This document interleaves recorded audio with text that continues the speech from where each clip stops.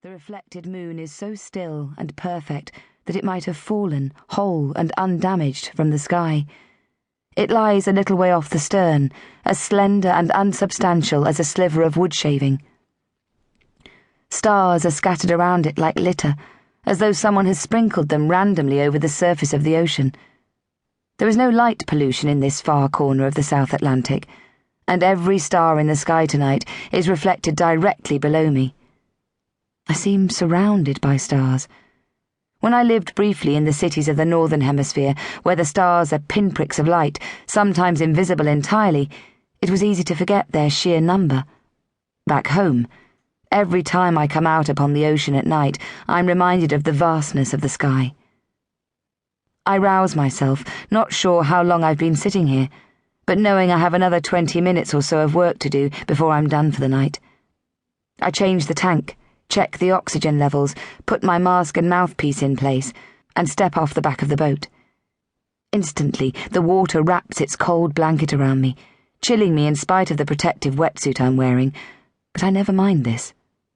I think of it as part of the acclimatization process, the transformation I have to undergo from land crawler to sea creature. The water isn't deep, 20 meters at most. Of course, I shouldn't dive by myself. I'm breaking the first rule of safety among divers, even by being on the boat alone, but there is no one alive anymore with either the authority or the influence to stop me, and I have little interest in safeguarding myself.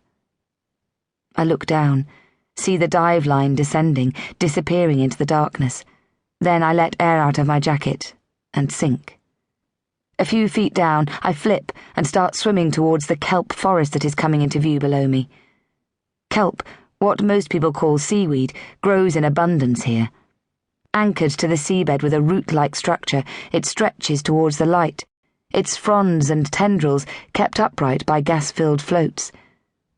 A boat was wrecked here, long ago, and since then the entire structure has broken apart to form the majestic submarine architecture of the ocean floor. Huge pieces of wood, colonized by sea life, soar up from the seabed like underwater cities. Above it all, like an ancient forest, only one in constant, graceful motion, towers the kelp.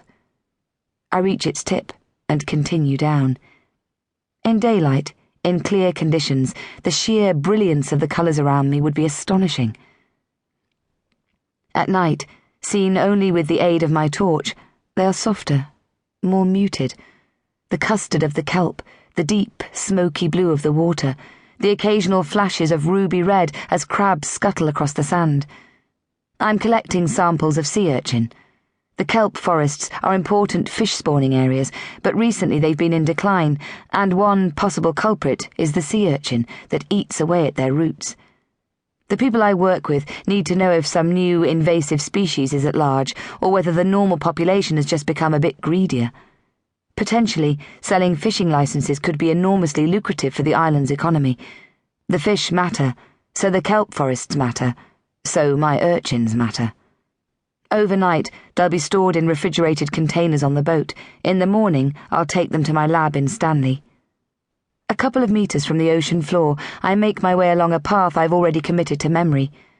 Many divers don't like the kelp. They're repulsed by the wet plant life brushing past them. They dread the occasions when it wraps itself, tendril-like, around limbs. I like the feeling of security it gives me. I enjoy being concealed, taking other creatures by surprise, sometimes being taken by surprise myself. My scavenging missions are always more successful when I'm among kelp.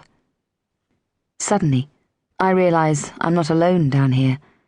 The kelp in front of me is moving at odds with the gentle sway of the waves. Something is coming towards me. A second later, a young fur seal and I are practically nose to nose. It looks into my eyes, then darts away again, following a fish that is moving too fast for me to note its species. I watch them zigzag across the ocean floor, but the feeling of unease doesn't leave me. It happens in an instant. A great shadow looms overhead, the water is pushed back against me with huge force, and a massive creature dives past after the seal. They make contact. There's a frenzied squirming and tossing of flesh. The water erupts in an explosion of bubbles, then the two creatures break apart again. The newcomer is an elephant seal, a large male.